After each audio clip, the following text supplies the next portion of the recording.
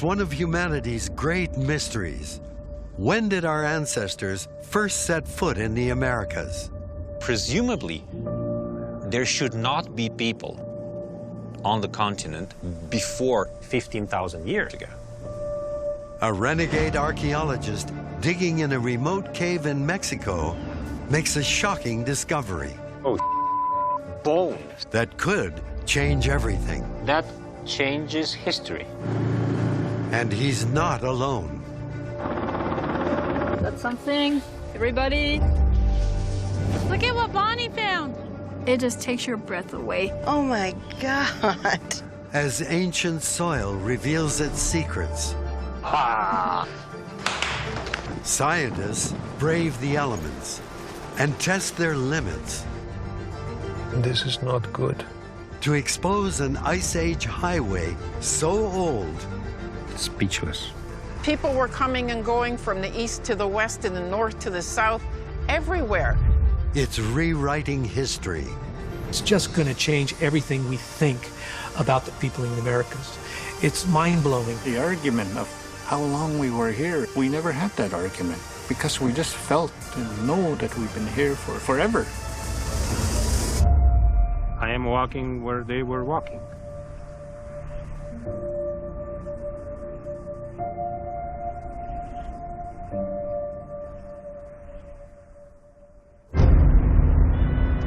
On the plains of central Mexico, in mid-February, the dust-filled air is scorching hot. On the parched earth, beneath the Zuloaga Mountains, there's nothing but cactus as far as the eye can see. Cyprian Ardelian has been scouring this landscape for more than a decade, on a controversial quest to rewrite human history. I'm in search for the earliest humans on the American continent. When I say early, I'm talking about the Ice Age. That's what I'm searching for. When did they get here? That's the biggest question you can have on a continent. Most textbooks say humans left Africa at least 60,000 years ago, some traveling northeast, eventually reaching the Bering Land Bridge that connected what is now Asia with the Americas. Here, they hit a roadblock, a wall of ice that kept them out. Any ability for animals, even humans, to migrate through Canada would have slammed shut. Humans would not have been able to make that journey. The ice sheet was massive, stretching from what is now the Yukon all the way to New York. Attempting to cross it, the thinking goes, meant certain death. Ardelian doesn't buy it. He says early humans crossed over many thousands of years earlier and traveled all the way to Mexico, putting them in North America long before the end of the Ice Age. How is it possible for them to be here? His theory took shape in a remote cave high in the mountains. It was at almost 3,000 meters of altitude. One has to walk like 9 hours up the hill.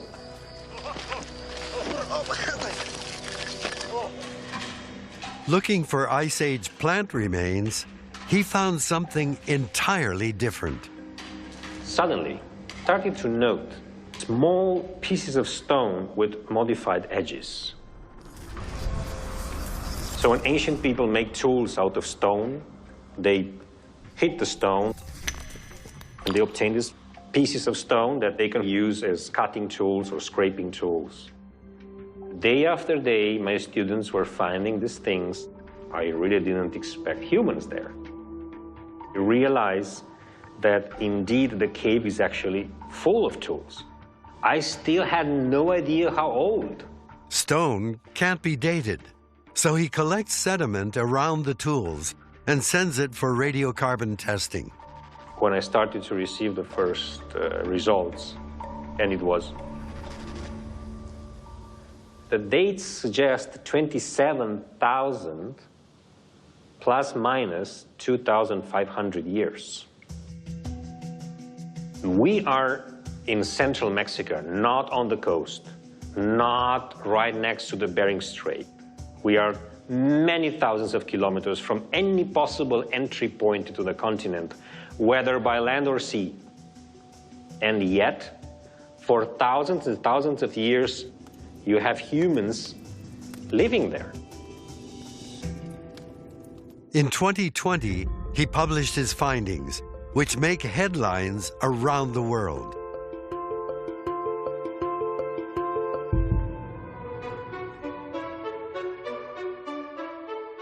It was huge. Cyprian Ardelian has been working there with a multidisciplinary team using all of the barrage of techniques that archaeologists have at their disposal these days, which is really exciting.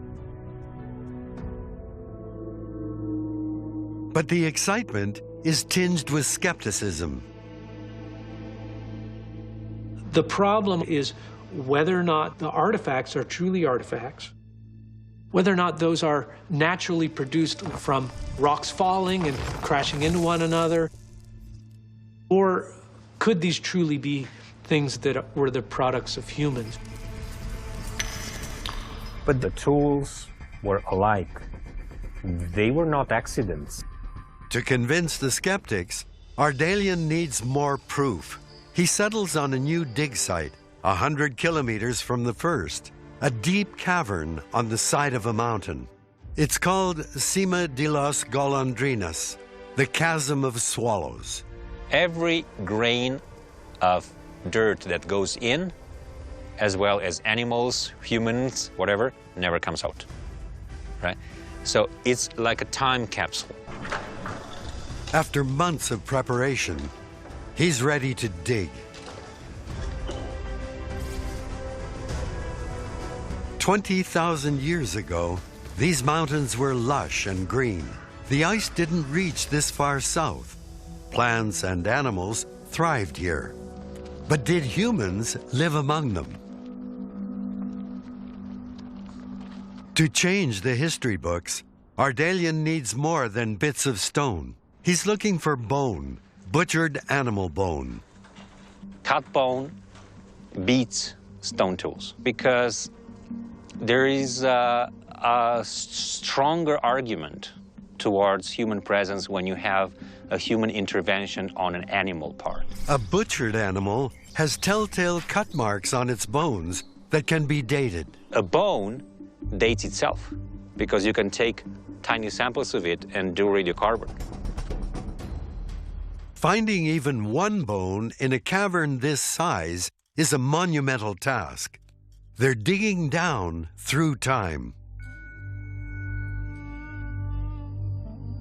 When you expose a buried walking surface in a cave, a surface that you can actually see the ancient topography, and you can imagine human feet on it, that's time travel. You are sitting on the same surface as the ancient ones. After 5 weeks of digging, he hits Ice Age sediment, a thin layer of charcoal 16,000 years old. It is the very end of the last glacial maximum.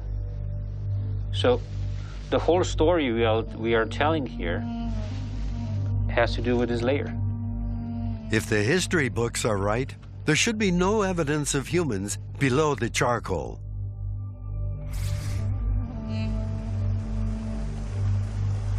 But if Ardelian is right, the cave would have been an ideal place to find shelter from the elements and clean water to drink.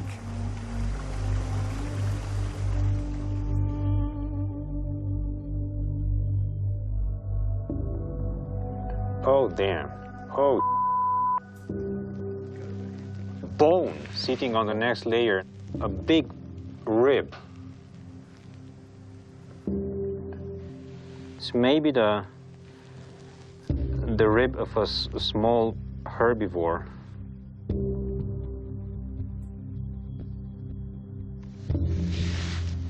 There's new bone coming out. Didn't expect this to show up here. It looks like a leg bone.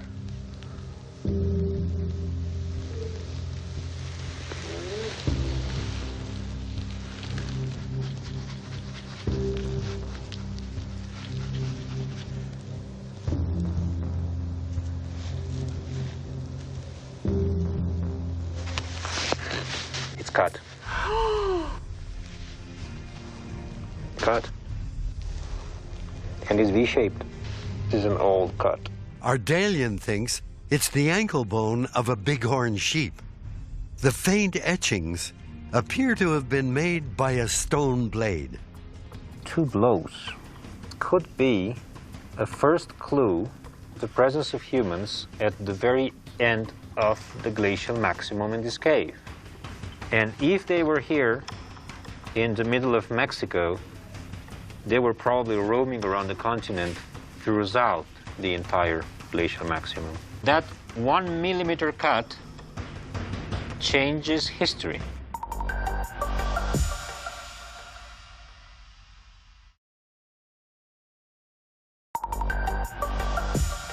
Deep in a cave in Mexico, Cyprian Ardelian holds in his hand an ancient bone fragment that could change history.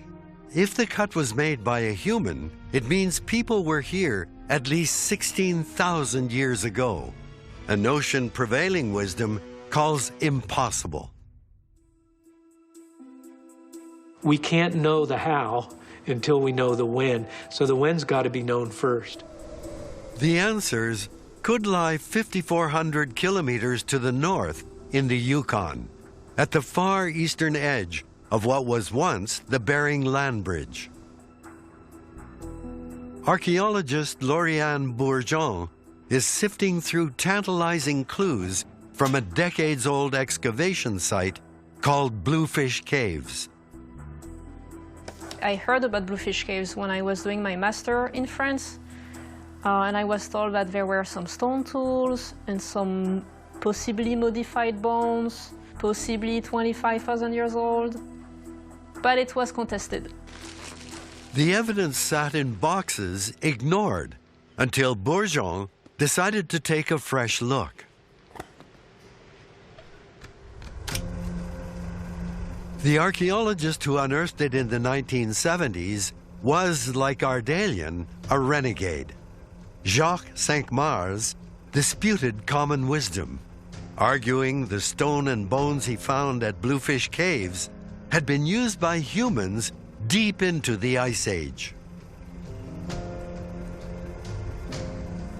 This is a mammoth leg bone, a long bone, which shows as elements of reduction by human beings. And the age is about 23,500 years ago. His 30 years of research were mired in controversy. Critics questioned his dating techniques. His funding dried up. He died in 2021 before completing his work. I decided to test this entire bone collection. I thought that Jacques Cinq-Mars might have been wrong. Were people there at Bluefish Caves 20 or 30,000 years ago, or is it all incorrect? Bourgeon sifts through 40,000 ancient animal bones, caribou, woolly mammoths, and extinct species of bison and horse. And then I found cut marks on bones. One bone in particular, a horse mandible with cut marks. There's a series of cuts, very thin, very deep. A carnivore wouldn't leave such marks. Very clear human intervention on this horse mandible. To determine its age, Bourgeon sends the bone to one of the world's best radiocarbon labs at Oxford University. And that's when I got that date of 24,000 years. So that's when I completely changed my mind. I was like, okay, it means that Jacques was right. Now she is following in Cinq-Mars' footsteps, launching a new excavation at Bluefish Caves.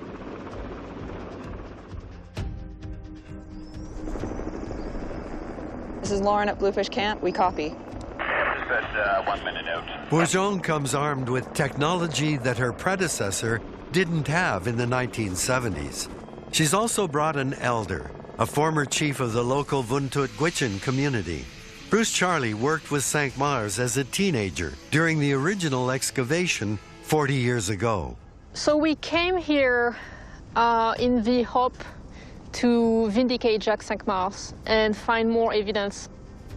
We're hoping to find bones, artifact, stone tools, evidence of a human presence.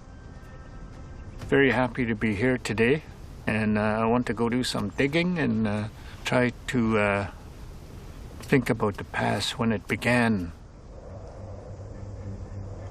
The area around Bluefish Caves was an Ice Age anomaly.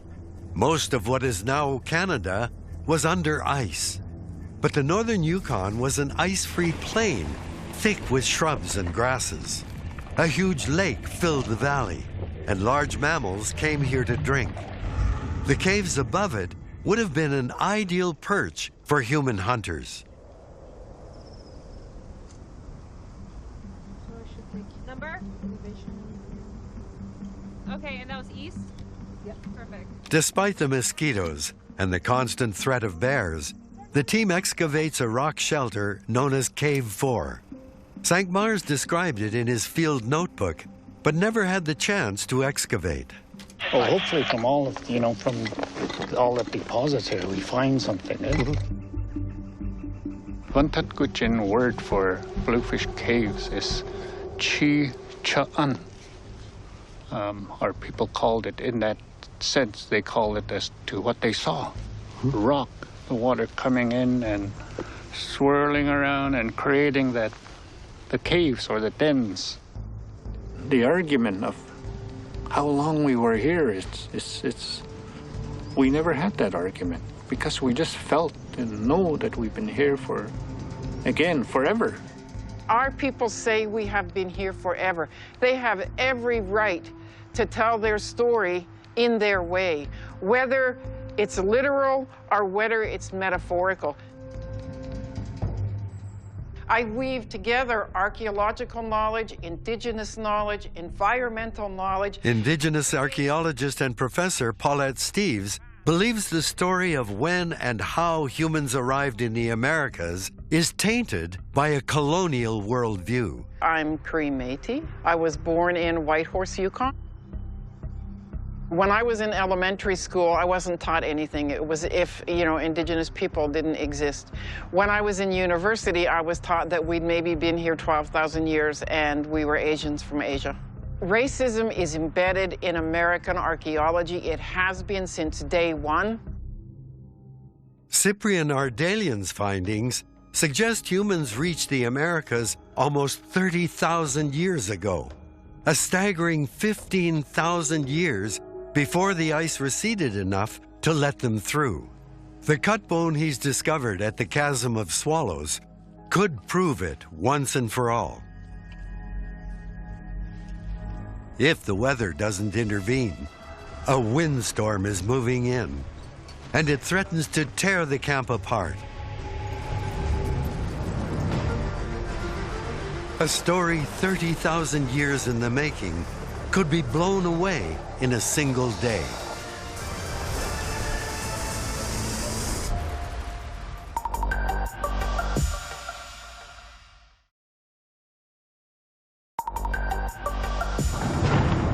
On the plains of Mexico, Cyprian Ardelian's base camp is at risk of blowing away.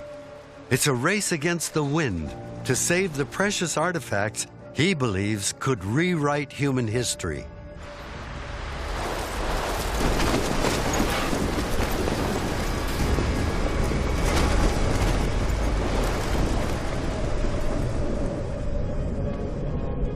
The sunset brings good news. The storm passes. I think we are safe to go back to work. Let's go. Digging down in time, Ardelian's excavation site has revealed 2 more Ice Age bones. Something damaged this bone. The cut marks could be 17 to 20,000 years old, but did a human make them? He can't say for sure. If you rush conclusions and if you celebrate before all the possible alternatives are consulted, you are doing a serious harm to science.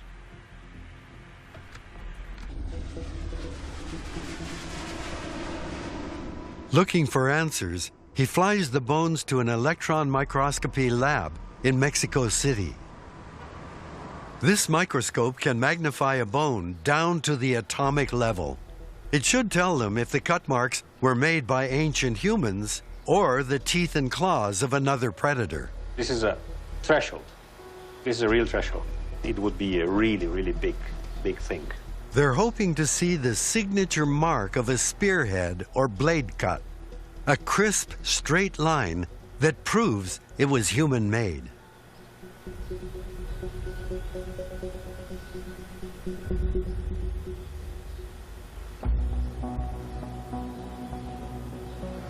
Starting to see something. Yep. Here it comes.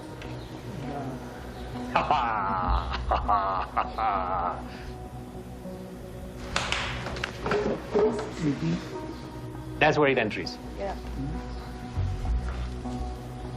I'm almost certain this is a cut. Wow, okay. This is the evidence we need. Congrats. Congrats to you all. It's 10 years since the discovery of Chiquihuite.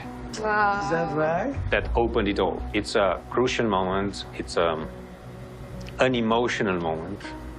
My voice is breaking because I'm gonna cry. No, I'm seriously gonna cry. But his work is not done yet. Now we have to date that layer, so we still don't know at this moment how old the bones are. If he can radiocarbon date the bone to 20,000 years or more, he'll have sealed the deal. A human was hunting on the plains of Mexico deep into the Ice Age. The implications are profound. If humans inhabited Mexico this early, they may well have been in the far north even earlier. Got something? Everybody?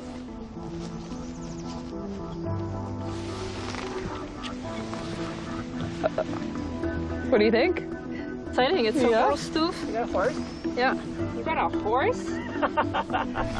Horse tooth is exciting because it tells us that we are definitely in a Pleistocene deposit, possibly older than 14,000 years. The tooth could be from an extinct species of horse that only lived in the Ice Age. I just want to keep, I don't even want to talk, I want to keep digging.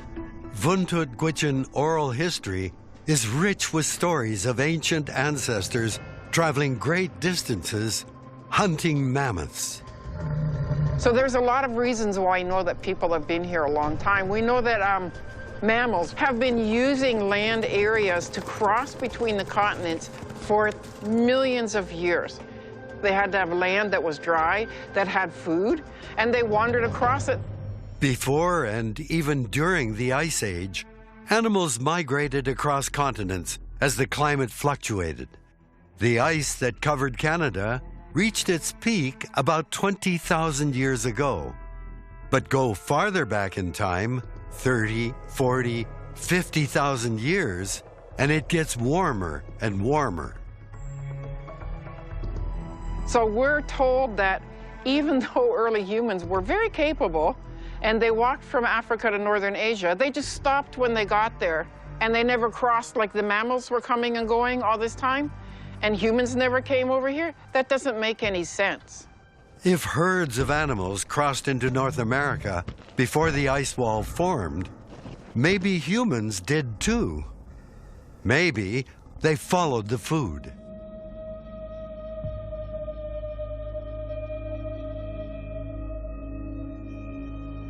The final proof could be here in New Mexico. On a routine survey of White Sands National Park, Ranger David Bustos has noticed something unusual: huge imprints in the sand.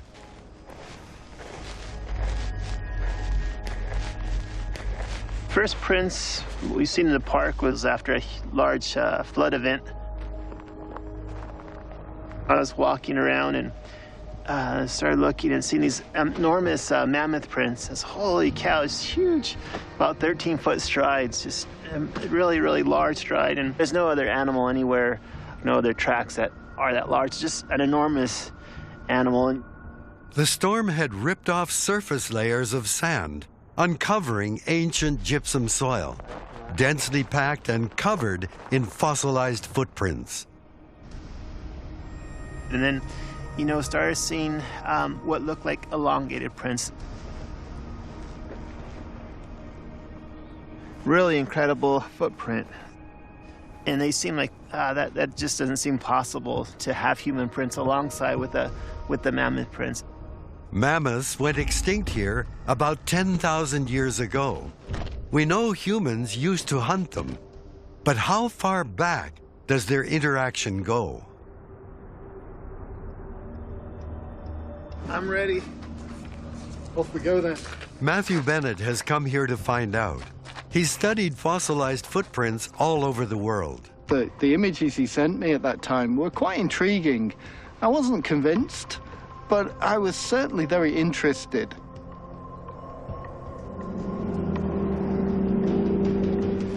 This entire area was once a huge ancient lake. Long after it evaporated, wind formed the dunes, covering the lake bed with sand. The clay-like mud underneath preserved the prints of animals that came here to drink and feed on the plants that grew along the shoreline. Maybe humans were here too. I can see that one. Yeah. Now the lake bed is exposed, offering its secrets. Those are toes, and the heel is there. So amazing, look at that.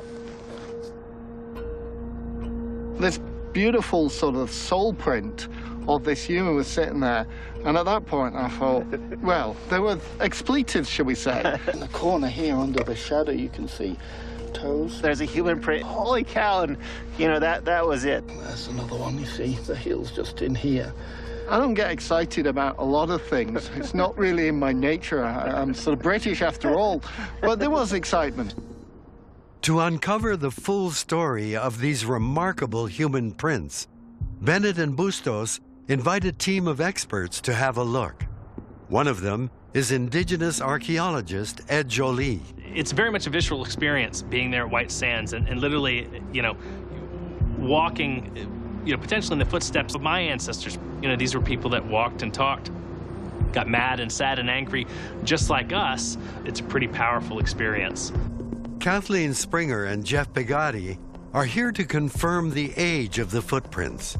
Their findings could reshape our understanding of human history, but it won't be easy. So we were asked to come and sort of do what we do everywhere and help the team understand the timing of all of it. When were the people and the animals hanging out together? The question is, how do you date a footprint? You can't date the footprints themselves. It's at the surface, and so to be able to date something, you have to be able to constrain it in time below and above. And so if the footprints are always at the surface, we can't do that. Pegatti and Springer decide to dig underneath the prints to excavate material that could be dated. We got to make an exposure. We have to dig a trench. Yeah. They're looking for animal or plant remains, anything containing carbon. And we are painstakingly, bit by bit, 50-centimeter chunks at a time, describing the walls of the sediment. As they scrape at the trench walls, each layer marks a different period of history. In many of the layers, they notice tiny black dots the size of pinheads.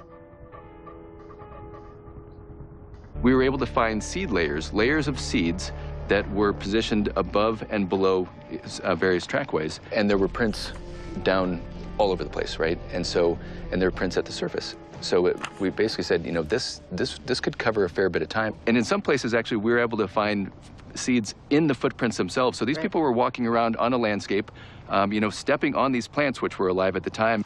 They were walking on a margin of a lake, so it was wet and dry in places, and these plants that need water for their life cycle were growing in the wet parts of this environment. And we use radiocarbon dating of those seeds to constrain them in time. So since that time, when the people stepped on the plants haven't moved, the footprints haven't moved, and so they're directly associated in time. The deeper they dig, the more they find. There's footprints everywhere. Well, let me show you. Oh yeah, there's a mammoth right here. Wow.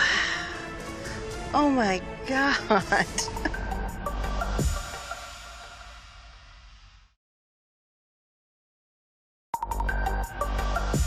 In White Sands, New Mexico, an Ice Age lake bed has just revealed its human history. Thousands of footprints confirm an ancient human presence. There's footprints everywhere. Well, there's a whole bunch of humans all through.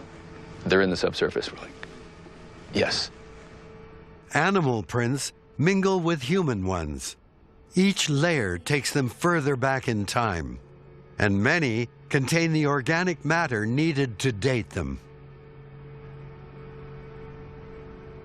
It's not just one time frame, one, you know, stamp in time. There's multiple layers over and over and over again where you have the megafauna and the human prints. So there's places where you have mammoth prints a meter above human prints down below, and there's also mammoth prints down below. You can tell there's been a long history of people through the stratigraphy walking along with the megafauna for thousands of years. After a week of digging, they're a meter down, and still no end to the prints. The possibilities are staggering. It's the sheer volume of tracks. There are thousands, tens of thousands of tracks. We can actually go back in time as if we were, you know, trackers and track the animals and the humans through the landscape. From the Yukon to Mexico and now White Sands, intriguing discoveries are poised to rewrite history, if the evidence can be accurately dated. Changing a paradigm in science is a monumental effort, for sure. And in archaeology, it definitely means that the lines of evidence all have to converge, to come together, to present a very cohesive story about the age and the significance of an archaeological site. And that's a very difficult thing to do. For now, the prevailing theory says humans entered North America no more than 15,000 years ago. The email Cyprian Ardelian is about to open could change that. Radiocarbon dates for his human-cut bones have just landed. Oh no. Oh, no. This is not good. No, this is not good. They didn't work. The samples didn't work. They couldn't date them. I thought that should date to the glacial maximum, something like 23,000 years old. So that was at stake with these dates. The bones have been exposed to thousands of years of water, leaching out the collagen needed to date them. I cannot publish this. The seeds found around the footprints at White Sands have also been sent for radiocarbon dating. The results are in here too. Recent study detailing what archaeologists believe are the oldest known footprints in the United States is sparking new questions and upending long-held assumptions. The ages were between 23,000 and 21,000 years ago, right? It's really old, really old. The jaws dropped, right? It was stunning. People were here before the last glacial maximum. That's the key thing, because it's that ice sheet barrier, and saying, well, they were here before that ice sheet barrier. So it fundamentally changes the way that we look at the peopling of the Americas. It's a completely new paradigm. Really, this looks like humans in New Mexico around the time of the last glacial maximum. And people need to grapple with this now. It's just mind-blowing that they're at least twice the age that I ever figured they would turn out to be. We're all going to be going back to the drawing board, trying to understand how these footprints could exist there at such an early time. It seems humans were in Beringia before the ice sheets coalesced and the corridors closed. So there's the potentiality that humans migrated through one of these corridors before the last glacial maximum. I think what the White Sands site does for American archaeology is it wakes archaeologists up. I think we're at a turning point, you know, and I think we're really going to see a lot of change in the next 10 years. You want to sit in the front, Bon? I can sit in the front.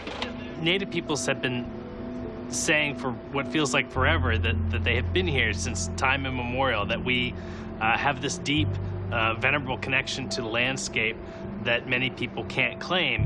White Sands validates everything that Native peoples have known for a long time and been telling everybody, but no one's really paid attention or listened. Bonnie Leno and Kim Charlie are elders whose ancestors have hunted in New Mexico for thousands of years. Their oral histories can shed light on who these ancient people were. We are from a Pueblo tribe, and we are from the Pueblo of Acoma. David Bustos got a hold of me and told us that they had found some trackways of mammoths, humans.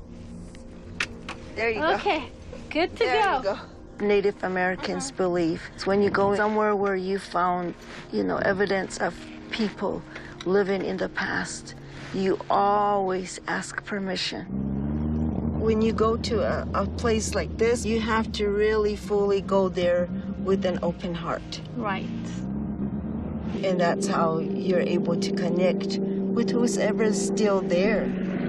We know that they're still there. Ah, David. How are you? I'm all right. Hi, Matthew. Hello. Soon after the elders arrive, the excavation team makes another discovery. Working in the bottom of the trench, they expose a layer that hasn't been dated yet. But what they see is unprecedented. Just come down and have a look at because there's some amazing child prints here with Really? 1 or 2 year olds probably. A small set of footprints that were once inhabited long time ago and embedded into the soil, which turned into rock. No words to describe when you see things like this. It's breathtaking. You only think about your own children, the tiny toes that you would see. It makes you want to cry. You can create the scene yourself, that it's a parent out there placing the child down, it's making the first few tentative wobbly steps to become a toddler. It's very, very emotional. The evidence suggests hundreds of generations of ancient humans made the journey here. Where did they come from? And where were they going? The elders tell a story that could provide answers. We have heard our migration stories passed down from generation to generation to generation. Thousands and thousands of great grandmas, grandfathers, they've walked. Pathway that we're talking about, coming from all the way from the north, and it leads straight in the same direction as to where White Sands is. And it comes in the same pathway as we see from the north. And it continues all the way into Mexico. And it keeps going. Ardelian is compelled to see the footprints firsthand. He drives 2,000 kilometers from Mexico to White Sands to bear witness. I don't think there's any other site in the whole continent discovered so far that has this power. You walk on them, you actually walk on Ice Age sediments that were exposed by thousands of years of wind blowing the sediments and forming the dunes.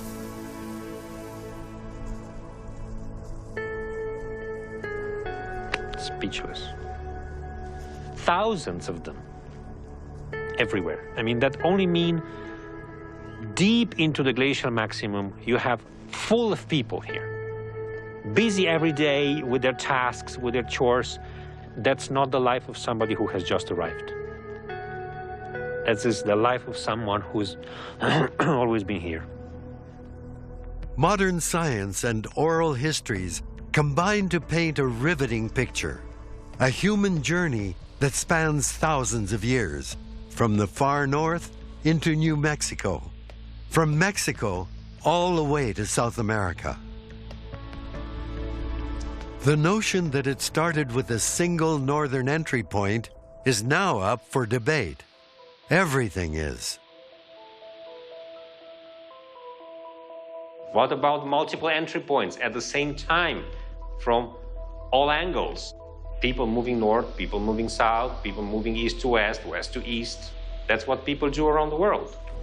There's absolutely no reason to think that humans around this period, in the last 20,000 years, couldn't have had boats. People might have taken island hopping between small islands. We know that there were Pacific voyagers, certainly within the last few thousand years old, settling Pacific islands. And that is incredibly advanced maritime technology. There's no reason to underestimate indigenous peoples. I very much had tunnel vision, and everything to me had to do with the Bering Land Bridge. By broadening my horizons into coming into contact with archaeologists and indigenous peoples, and I'm much more willing to accept other ways of thinking about this problem than I certainly ever used to be. I'm very happy that I can carry on this work, and hopefully I will vindicate the work of Jacques Cinq-Mars and what the Vuntut Gwitchin has kept telling all their stories. This is the perfect spot, eh? Just sitting down here, honoring our ancestors. Archaeologists, all of us, must grapple with the idea that even our earliest prehistory may have to be rewritten over and over again. There is no date that is too early or too late. We need to remain open-minded because we don't know the past. We're trying to learn it. If we don't remain open-minded, we will never learn it. Let's be open to whatever that science brings us. Dig deeper and deeper. Don't stop where your current paradigm tells you to stop. Go all the way to the bottom. Maybe there's people there. Maybe there's people there.